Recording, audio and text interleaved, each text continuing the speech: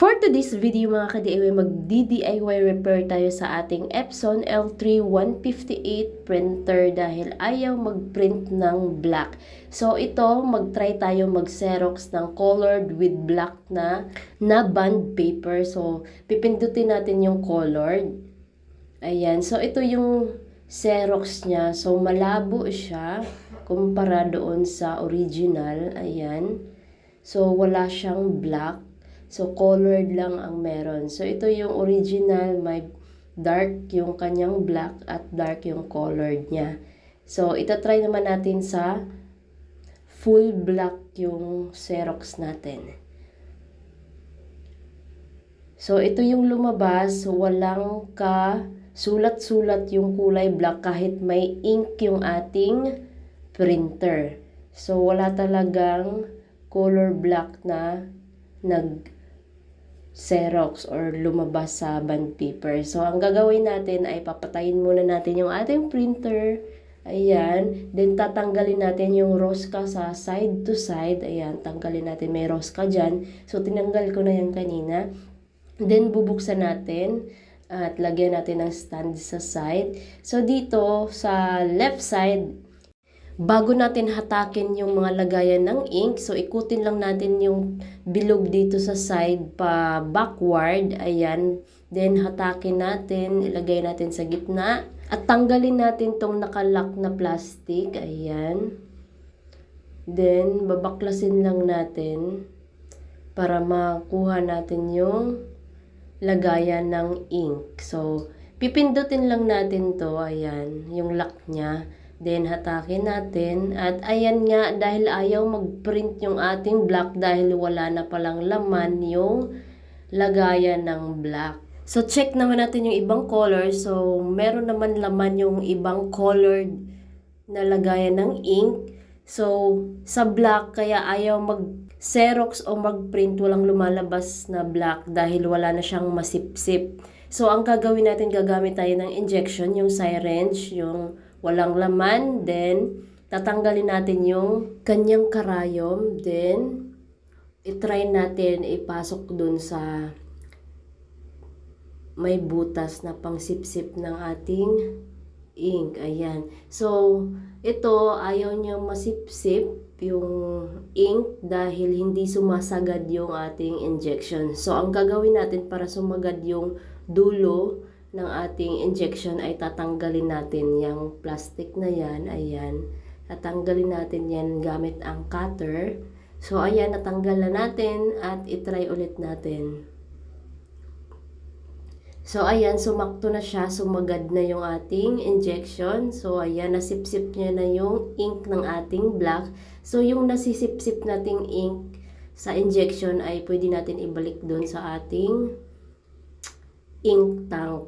Sa kulay black natin ilagay, wag doon sa colored. So, doon lang talaga sa black. Then, sipsipin ulit natin hanggang mapuno yung ating lagayan ng black. So, ayan, meron ng laman, napuno na. Ayan. So, ganyan lang yung gagawin nyo guys. I-check nyo lang kung ayaw mag-print in yung mga color na ink. So, i-check nyo lang yung lagayan ng ink. Then, pagka nalagyan na natin, ibalik na natin siya sa kanyang posisyon at sipsipin na rin natin yung ibang color para punuin natin yung mga ink niya para wala nang problema. Ayan. So, punuin lang natin. Para hindi na kayong mapamahal magbayad sa mga mag-aayos. So, pwede kayong mag-DIY. So, manood lang kayo sa YouTube. Meron namang mga tutorial. So, ito, nanood lang din ako sa YouTube. At tinesting ko din na ako lang yung mag-DIY repair. So, ayan, maayos din naman natin to. So, na-complete na natin. So, isasalpak lang natin at ibalik yung lock niya. Tapos, pinunasan ko na rin yung mga ink dyan sa side to side. Ayan, yung mga dumi-dumi. Then, ilipat natin yung stand natin sa side.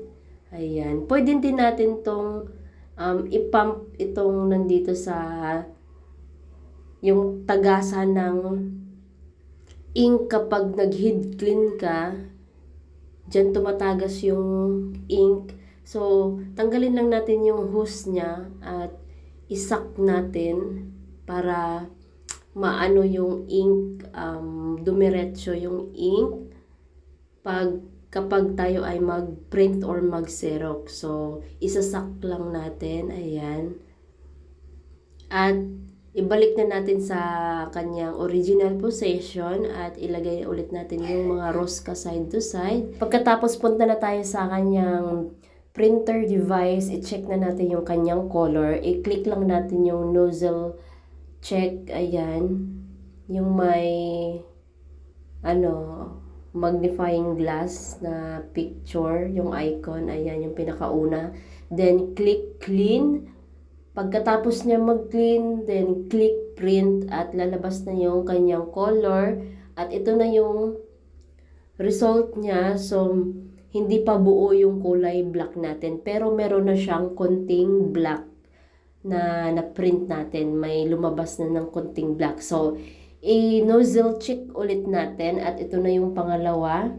Ayan. So, meron na siyang mga konting black sa baba ng mga letters, ayan. So, dumadami na yung kanyang black. So, hindi pa complete yung kanyang black. So, next naman, i-nozzle check ulit natin para ma-clean ulit niya, para masipsip niya yung kulay na nilagay natin dun sa ink. Ayan. So, ito na yung pangatlo na nozzle check na natin. So, ayan, meron na siyang sulat na black. So, nakikita na natin yung color black. So, makikita nyo dito sa baba. Ayan, may nabubuo na ng konti yung kanyang mga letters sa kulay blacks. So, ito naman yung final pang-apat. So, nabuo na talaga yung kanyang kulay black. So, yung problema lang ay yung kulay blue ng konti. So, konti lang naman. So, pwede natin yan i-nozzle check ulit sa next day. Huwag natin na sobrahan. So, ang importante ay yung kulay black kasi para mabuo natin yung kulay black. So, ito yung una nating Xerox sa colored. So, colored lang yung lumalabas. So, trinay ko ulit sa black, full black. So, dahil buo na yung black natin, nag-xerox na ako ng black at ito na yung kanyang result. So, ayan, nabuo na talaga yung black at meron na lumabas na kulay black. Ayan. So, ganyan lang kasimple mag-DIY repair kung ayaw mag-print or mag-xerox yung kulay black ink nyo. So, ngayon, mag-try naman tayo mag-print. So, kanina xerox to. So, itatry naman natin sa print. Ayan. So, naglagay ako ng picture na colored at maglalagay na rin tayo ng black. Ayan. So, colored and black. Then, ipiprint na natin. Try natin i-print kung mayroon bang black kapag sa print. So, sa Xerox, pinakita ko yung picture na may mga sulat. So, okay na yung kanyang black sa Xerox. I-try naman natin dito sa ating printing.